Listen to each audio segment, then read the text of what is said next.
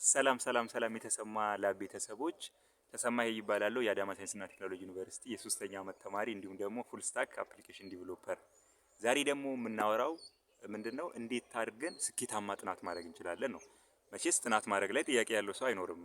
ከፈለጋችሁ ለዩኒቨርሲቲም አንብቡ ወይም ደግሞ ሃይስኩልም ያላችሁ ተማሪዎች ወይም ኤሌመንተሪ ያላችሁ ተማሪዎች ስኬታማ ጥናት ማድረግ ነው ለውጥ የሚያመጣው። ምክንያቱም ስኬታማ ጥናት ማድረግ ማለት ምንድነው ከቨር ማድረግ ሳይሆን ከዛ ከቨር ያረኩት ነገር ጥያቄ ላይ ቢመጣ እሰራዋለሁ ወይ ነው። ያንን እንዴት ማድረግ እንችላለን የሚለው ነው ዛሬ ካለኝ ልምድ እንዲሁም ደግሞ ከአንዳንድ ካነበብኳቸው ነገሮች ተነስቼ እሱን እነግራችኋለሁ ማለት ነው። በዋናነት ግን እኔ ካለኝ ልምድ ተነስቼ ነው ልነግራችሁ የምፈልገው። ባይ ዘ ዌይ ይሄንን ዩቲዩብ ቻናል የከፈትኩበት ዋናው ዓላማ ምንድነው? በዩኒቨርሲቲ ተማሪዎችና በሃይ ስኩል ተማሪዎች መካከል ትልቅ ጋፕ አለ እና ዩኒቨርሲቲ እናንተ ስትመጡ እንደምታስቡት ላይሆን ይችላል። ስለዚህ ያንን ሪያሊቲውን እየነገርኳችሁ ለመሄድ ነው የኔ ዓላማ ማለት ነው። ስለዚህ ሼር አድርጉ፣ ሰብስክራይብ አድርጉ። እርግጠኛውን የምነግራችሁ በዚህ ዩቲዩብ ቻናል በጣም ጠቃሚ ጉዳዮች ወይም ደግሞ ጠቃሚ ሀሳቦች ይነሳሉ። እኔም ማቃቸው ወይም ደግሞ እኔም ማላቃቸውን ጠቃሚ የሆኑ ሀሳቦችን ሌሎችም ሰዎችን እየጋበዝኩ እንዳመጣላችሁ ሼር፣ ሰብስክራይብ ማድረጋቸው እንዳትረሱ። ስለዚህ እንዴት አድርገን ስኬታማ ጥናት እናደርግ ነው። ያው መቼስ ከቨር ማድረግ ሳይሆን ጥናቱን ስኬታማ ጥናት አድርገን ከዛ በኋላ ጥያቄ መስራት እንዴት እንቻለው የሚመጣውን ጥያቄ። ስለዚህ እነዚህ ነገሮች ለማድረግ መጀመሪያ ደረጃ ሶስት ነገሮች አሉ። መጀመሪያ ጥናት ከመጀመራችሁ በፊት ሶስት ነገሮች አሉ። እነዛም ማድረግ ነው። ከዛ በኋላ ጥናቱን ስናደርግ ደግሞ እንዴት እናደርጋለን፣ ከጥናት በኋላ ደግሞ የሚለውን ነገር ጥናቱንስ እንዴት ነው ድግግሞሽ የሚለውን ነገር እናያለን ማለት ነው። የመጀመሪያው ነገር ስኬታማ ጥናት ለማድረግ ምንድነው ኢንቫይሮንመንት ማስተካከል ነው። ኢንቫይሮንመንት ማስተካከል ማለት ምን ማለት ነው? ለምሳሌ አሁን ሌላ አዲስ የተሻለ ቦታ ምናምን መምጣት ማለት አይደለም። የመጀመሪያው ነገር ልክ ለጥናት ስትቀመጡ አእምሮአችሁን ምን ማድረግ ነው? ሪፍሬሽ ማድረግ ነው። ምን ለማለት ፈልጌ ነው? ለምሳሌ የሆነ ነገር እያሰባችሁ ነው ወይም ደግሞ የሆነ ነገር እያደረጋችሁ ነበር፣ አሁን ልታጠኑ ነው። ስለዚህ ምን ማድረግ አለባችሁ? ከዚህ በፊት የምታደርጉትን ነገር መዝጋት አለባችሁ፣ ወደ ጥናት ከመሄዳችሁ በፊት ማለት ነው። ለምሳሌ ስለ ቤተሰብ እያሰባችሁ ከሆነ ወይ ደግሞ የሆነ ስራ እያሰባችሁ ከሆነ እሱን በቃ አሁን ለዚህ ለ2 ሰዓት ላጠና ነው፣ ስለዚህ ከዚህ ከ2 ሰዓት በኋላ ነው ይሄንን ማድረገው ብላችሁ ለአእምሯችሁ ነግራችሁ ጽፋችሁ ቁጭ አድርጉ በቃ። ስለዚህ አሁን እቺ ያለችኝ ሰዓት ታይም የጥናት ሰዓት ናት። ይሄንን አሁን የጀመርኩትን ነገር ደግሞ በኋላ ጨርሳለሁ ከዚህ ሰዓት በኋላ ብላችሁ ወይ ጽፋችሁ ማስቀመጥ አእምሯችሁ እንዲያምን ማድረግ ነው። ያም ማድረግ በጣም ወሳኝ ነገር ነው። ስለ ቤተሰብ ሊሆን ይችላል ወይ ደግሞ የሚደውልም ሰው ሊኖር ስለሚችል መደወል ካለባችሁ ቀድማችሁ መደወሉ በቃ። ለምሳሌ አሁን እናንተ ከ4 ሰዓት እስከ 6 ሰዓት ጥናት ለማድረግ ካሰባችሁ 5 ሰዓት ላይ የሚደውል ሰው ካለ ወይ ጥናቱን ከዛ በኋላ ማድረግ ነው ከሱ ጋር ከተደዋወላችሁ በኋላ። አሊያ ደግሞ ምንድነው ቀድማችሁ ደውላችሁ በቃ ከዚህ እስከዚህ ሰዓት ልታገኘኝ አትችልም ብላችሁ ብሎክ የሆነ ታይም መመደብ መቻል አለባችሁ። በቃ ይሄ ከዚህ ይጀምራል። ከዚህ እስከዚህ ሰዓት በቀን ለ2 ሰዓት አነባለሁ። ስለዚህ በዚህች በ2 ሰዓት ውስጥ ምንም ነገር እንዲረብሸኝ አልፈቅድም። ያንንም ማድረጉ በምንድነው? መጀመሪያ ውስጥ ያሉት ጭንቅላቴ ውስጥ ያሉትን ሀሳቦች ገደብ ማስያዝ ነው። ምን ማለት ነው? ስለ ቤተሰብ ከሆነ እያሰብኩ ያለሁት ወይም ደግሞ ስለ ጓደኛችሁ ስለ ገርል ፍሬንዳችሁ ከሆነ እያሰባችሁ ያላችሁ አሁን ለጊዜው መዝጋት ነው እሱን። በቃ ይሄንን አሁን ለዚህች ለ2 ሰዓት ያህል አነባለሁ፣ ከዛ በኋላ ነው ደግሞ ያለውን የቀረውን ነገር የምቀጥለው ብሎ መጀመሪያ አይምሮን ዝግጁ ማድረግ ወሳኝ ነው። ሁለተኛ ደግሞ ምንድነው በአካባቢ ያሉ ነገሮችን ሀሳባችሁን የሚሰርቁ ነገሮችን ማንሳት በጣም ወሳኝ ነገር ነው። ለምሳሌ ስልካችሁን ወይ ዝጉት፣ ወደ ሌላ አፕሊኬሽን እንዳያስገባችሁ ማለት ነው። ወይ ዝጉት ወይ ቲቪ ምናምን የሌለበት አካባቢ ብትሆኑ በጣም አሪፍ ነው። በቃ አካባቢ ትኩረታችሁን የማይሰበስብ ነገር፣ ምክንያቱም አንብባችሁ ለማሰላሰል በመሃል ቀና ስትሉ ሌላ ሀሳብ ላይ ሄዳ ላይ ምሯችሁ ከዛ መመለስ ደግሞ ሌላ 20 ደቂቃ ማባከን ነው እና በአካባቢያችሁ ያሉ ምንድነው ይሄ ትኩረትን የሚበትኑ ነገሮችን መወገድ የሚችሉ ነገሮችን መወገድ፣ መሸፈን ካለባችሁ መሸፈን፣ አላስፈላጊ የሆኑ ወረቀቶችን ደግሞ መሰብሰብ ነው። አካባቢያችሁ ያሉ አላስፈላጊ ወረቀቶች። ይሄ የሚሆነው ለምንድን ነው? ብናቅም ባናቅም አእምሯችን የሚያያቸውን ነገሮች ቦታ ይሰጣቸዋል። አእምሯችን ውስጥ ማለት ነው። አይናችን የሚያየው ነገር አእምሯችን ውስጥ ይገባና ቦታ ይይዛል እና እናንተ ሳታስቡ ስለዛ ማሰባችሁ አይቀርም። ስለዚህ ብትንትን ያሉ ወረቀቶች ምናምን ካሉ እነሱን መሰብሰብ ነው። በቃ የምታጠኑትን ነገር ብቻ እዛ ጋር ማድረግ ነው። የምታነቡትን በወቅቱ የሚያስፈልጋችሁ መጽሐፍ ብቻ እዛ ጋር ማድረግ ነው። ሌላውን መጽሐፍ አያስፈልግም በዛን ሰዓት። እሱን ከጨረሳችሁ በኋላ ደግሞ ሌላውን ትጀምራላችሁ ማለት ነው። እሱን ማድረግ ነው። ሌላው ነገር ምንድነው? ብዙ ተማሪ ምናልባት ልብ የማይለው ነገር፣ እኔም የሆነ ጊዜ ላይ እንደዚህ አይነት ችግር ስላለብኝ ነው። ስታነቡ ወይም ደግሞ ስታጠኑ በቃ ቁልጭ ያለች በቃ የተደራጀ ቅደም ተከተሉን የጠበቀ ኖት ለማውጣት ሞክሩ። ይሄ በጣም በጣም በጣም በጣም እንትናል አፌክት ያደርጋል አእምሯችን ውስጥ። ምክንያቱም ዝብርቅርቅ ያለ ነገር ኖት ወስዳችሁ ከዛ በኋላ ፈተና ላይም እንደዛው ነው ዝብርቅርቅ ነው የሚልባችሁ፣ ማስታወስ ከባድ። ስለዚህ ቅደም ተከተሉን የጠበቀ ስትራክቸሩን የጠበቀ ኖት ነው ማውጣት ያለባችሁ። ይሄን ከግምት ማስገባት አለባችሁ።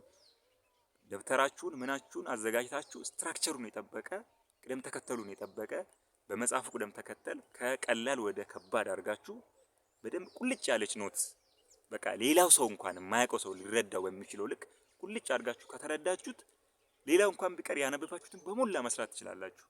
ፈተና ማለት እኮ በቃ ቀላል ነው። ምንድነው ያነበባችሁትን መስራት፣ ያነበባችሁ የተዘጋጃችሁትን። ያልተዘጋጃችሁበትን ለመስራት ያን ያህል መጨነቅም አያስፈልግም። ስለዚህ ቁልጭ ያለች ኖት ማውጣት በጣም በጣም በጣም ወሳኝ ነገር ነው። ብዙዎቻችን አናስብበትም እና እጅ ጽሁፋችንን ቆንጆ አድርገን አሳምረን በቅደም ተከተል መጽሐፍ በጣም በጣም ቫልዩ አለው ፈተና ላይ በቀላሉ እንድናስታውስ ያደርጋል። እነዚህ ስለዚህ 3 ቅደም ተከተሎች ናቸው ማለት ነው። ምን ማድረግ የመጀመሪያው ነገር በጭንቅላታችን ውስጥ ያሉትን የማያስፈልጉ ሀሳቦችን ለጊዜው መዝጋት ነው። ምን ብለን ነው የምንዘጋው? አእምሯችን ያስቸግር ይችላል። በቃ ይሄንን አሁን ከዚህ እስከዚህ ሰዓት የጥናት ሰዓቴ ነው፣ ልክ ይሄንን ከጨረስኩ በኋላ ነው ይሄንን የማስበው ብላችሁ ጽፋችሁ ቁጭ አድርጉት። ስልክም ዝጉ። ከዛ በፊት ቀድማችሁ መደወል ካለባችሁ መደወል ያለባችሁ ሰው ጋር ደውሉና በቃ ከዚህ እስከዚህ ሰዓት አይመቸኝም ብላችሁ ኦፍ አድርጉ ስልካችሁን። ከዛ ቀጥሎ ደግሞ ምንድነው ቦታውን ማስተካከል ነው። የምታጠኑበትን የምታነቡበትን ቦታ ማስተካከል ነው። ይሄ ማለት ምን ማለት ነው? የሚረብሹ ነገሮችን ከአካባቢያችሁ አስወግዱ ነው። እዚህ ላይ ለምሳሌ ላይት በጣም ወሳኝ ነው። በነገራችን ላይ በቂ የሆነ ላይት ከቻላችሁ፣ ከሌለም ችግር የለውም። ያው እኔ በኩራዝም አጥንቼ ስለማቅ ችግር የለውም ይቻላል። ግን ላይት ደግሞ ከተገኘ አሪፍ ነው። አሪፍ የሆነ ላይት ያለበት ቦታ ላይ ብትሆኑ ሞር እንትን ይላል፣ እንቅልፍ እንዳይላችሁ ይረዳችኋል ማለት ነው። ከዛ በሶስተኛ ደረጃ ደግሞ ምንድነው አሪፍ የሆነ ስትራክቸሩን የጠበቀ ኖት ማውጣት በጣም ወሳኝ ነው። ይሄ መጀመሪያ የሚደረጉ ቅደም ተከተሎች ነው። እያጠናችሁስ እንዴት እናጥና ነው? አሁን ያው ሀሳቡን ያመጣው አሁንም የምነግራችሁን ሀሳብ ያመጣው መጀመሪያ አልበርት አይንስታይን ነው። አልበርት አይንስታይን ያወጣው ፖሞዶሮ የሚባል ቴክኒክ አለ። ሰምታችሁት ይሆናል እርግጠኛ ነኝ። በጣም በጣም በጣም በጣም አሪፍ የሆነ ቴክኒክ ነው። ምናልባት እኔም መጀመሪያ ከማወቄ በፊት በጣም እያጣጣልኩት ነበረ። ነገር ግን በጣም አሪፍ በጣም ብዙ ለውጥ የሚያመጣ ነው፣ በተለይ ለጀማሪዎች ማለት ነው። ይሄ ፖሞዶሮ የሚባለው ቴክኒክ ምንድነው? 25 ደቂቃ ማንበብ ከዛ 5 ደቂቃ እረፍት ማድረግ፣ 25 ደቂቃ ማንበብ ከዛ 5 ደቂቃ እረፍት ማድረግ። ይሄንን ለ4 ጊዜ መደጋገም። ያ ማለት ምንድነው? አራቱ ፖሞዶሮ ከነረፍቱ 25 ደቂቃ ጥናት፣ 5 ደቂቃ እረፍት፣ 25 ደቂቃ ጥናት፣ 5 ደቂቃ እረፍት አድርጋችሁ 2 ሰዓት ይፈጃል። በጠቅላላው የምታነቡት 1 ሰዓት ከ40 ነው። የቀሩት ደግሞ 20 ደቂቃ እረፍት ነው ማለት ነው። መሀል ላይ ያሉት እረፍቶች ናቸው። ልክ ከዛ በኋላ 4 ፖሞዶሮ ካጠናችሁ በኋላ ደግሞ 30 ደቂቃ እረፍት ማድረግ፣ ከዛ የሚቀጥለውን ደግሞ 4 ፖሞዶሮ መጀመር ማለት ነው። በዛ አይነት መንገድ ማጥናት በጣም ስኬታማ ያደርጋል። ይሄንን ሳይኮሎጂስቶችም አሁን ላይ አጥንተው ስኬታማ የሆነ መንገድ እንደሆነ ደርሰውበታል። ለምንድን ነው አልበርት አይንስታይን ከምን ተነስቶ ነው እንደዛ ያለው? የሰው ልጅ አንድ ነገር ማሰብ ከጀመረበት እስከ 20 ደቂቃዎች ውስጥ በጣም አክቲቭ ሆኖ ነው የሚያስበው። ደግሞ አይረሳውም አይምሮ ያንን የሚያደርገውን ነገር እስከ 20 ደቂቃ ባለው ጊዜ ውስጥ ማለት ነው። ከዛ በኋላ ከ20 ደቂቃ በኋላ እስከ 25 ደቂቃዎች ባሉት ጊዜያት ውስጥ ደግሞ ምንድነው እየቀነሰ ይመጣል። አይምሮ ትኩረት የማድረግ ፎከስ የማድረግ እንትኑ እየቀነሰ ይመጣል። ምናልባት ቼክ አድርጉ። እኔም ቼክ እያደረኩት ነበር። ምክንያቱም የሆነ ሰዓት ላይ አክቲቭ ሆናችሁ በጣም እንትን እያላችሁ ልክ የሆነ ሰዓት ላይ ደግሞ ምን ማድረግ ይጀምራል አይምሯችሁ የሆነ ነገሩ የሆነ ሀሳቦች መውጣት ይጀምራሉ። ያኔ እረፍት መውሰድ ማለት ነው። ስለዚህ 25 ደቂቃ ማንበብ፣ 5 ደቂቃ እረፍት ማድረግ፣ 25 ደቂቃ ማንበብ፣ 5 ደቂቃ እረፍት ማድረግ። ይሄንን ለ4 ጊዜ መደጋገም። ከዛ በኋላ ደግሞ ለ30 ደቂቃ እረፍት አድርጎ እንደገና ደግሞ ይሄንኑ ለ4 ጊዜ መድገም ማለት ነው። ከዛ ለ8 ጊዜ ይሄንን ከደገመን በኋላ ደግሞ ለ2 ሰዓት በደንብ አድርገን በቂ የሆነ እረፍት ለ3 ሰዓት ምናምን እረፍት አድርገን ብንመለስ አሪፍ ነው። እዚህ ጋር ግን አሁን ሚስኮንሰፕሽኑ ምንድነው? ልክ ለ5 ደቂቃ መሀል ላይ እረፍት ስታደርጉ ፌስቡክ ማየት የለባችሁም። ካረጋችሁ በቃ ተበላሸ ማለት ነው ነገር። ምክንያቱም ፌስቡክ ከገባችሁ የሆነ ነገር ታያላችሁ፣ ቴሌግራም ከገባችሁ የሆነ ነገር ታያላችሁ፣ ዩቲዩብ ከገባችሁ የሆነ ነገር ታያላችሁ። ምክንያቱም እረፍት ልውሰድ ብላችሁ ዩቲዩብ መግባት የለባችሁም፣ ቴሌግራም ላይ መግባት የለባችሁም፣ ቲክቶክ መግባት የለባችሁ፣ ፌስቡክ መግባት የለባችሁ። ልክ 25 ደቂቃ አነበባችሁ 5 ደቂቃ ቁጭ ማለት አለባችሁ። ወይ ደግሞ ቅርብ የሆነ ሪፍሬሽ የምታደርጉበት ቦታ ካለ ወጣችሁ የተወሰነ ሰዓት ነገሮችን አይታይት አድርጋችሁ ብትመለሱ አይምሯችሁ ሪፍሬሽ ያደርጋል። ግን በተሻላችሁ መጠን ለ2 ሰዓት ያህል በቃ ቲክቶክን መዝጋት፣ ፌስቡክን መዝጋት፣ ዩቲዩብ መዝጋት። ምክንያቱም እነዚህ ነገሮች ውስጥ ከገባችሁ ሀሳባችሁን የሚበትኑ ነገሮች አሉ። በቃ ምክንያቱም ፌስቡክ ላይ ስንገባ፣ ቲክቶክ ላይ ስንገባ ሁሉም ሰው የሚያሳየን የደረሰበትን ነው። እንዴት እዛ እንደደረሰ የሚያሳየን የለም። ችግሩ እኮ እሱ ነው። ምክንያቱም የተገነባ ማንነት ነው የምናየው። እኛ ደግሞ ገና ማንነቱን በመገንባት ላይ ነው ያለነው። የቲክቶክ፣ የፌስቡክ፣ የዩቲዩብ ችግሩ ምንድን ነው? እነዛ ሰዎች ከገነቡ በኋላ ኦልሬዲ የተሰራ ማንነት ነው ሊያሳዩን የሚወጡት ዩቲዩብ ላይ። ያ ማንነት ሲገነባ አላየንም፣ ወይ ደግሞ ያንን ማንነት ሲገነቡ አላሳዩም። ፕላትፎርሙም ያንን አያበረታታም። ምክንያቱም ሲለብሱ አሪፍ መኪና ሲነዱ ነው። ግን እኮ እነዛ ሰዎች እዛ ለመድረስ ብዙ ዋጋ ከፍለዋል፣ ወይም ደግሞ በጣም ብዙ ውጣውረዶችን አልፈዋል። ያንን ውጣውረድ አይመዘግብም ፕላትፎርሙ። ምናልባት እነሱም ፖድካስት ላይ ምናምን ነው የሚናገሩት። ስለዚህ እዛ ገብተን የኛን ማንነት ደግሞ ስናየው ገና ዜሮ ሊቭል ላይ ስለሆነ ጭንቀት ይመጣል፣ በቃ መታወክ ይመጣል። ስለዚህ በቀን 2 ሰዓት ፎከስ አድርጎ ማንበብ የሚችል በተለይ ሃይስኩል ላይ እኔ በጣም እርግጠኛ ነኝ ሃይስኩል እና ኤሌመንተሪ ላይ መስቀል ይቻላል ውጤት። ዩኒቨርሲቲ ላይ ምናልባት ከዛ በላይ መስራት ሊጠበቅ ይችላል። ሃይስኩል ላይ ግን 100% ቢያንስ በቃ 25 ደቂቃ 5 ደቂቃ እያደረገ ትኩረት አድርጎ አንድ ሰው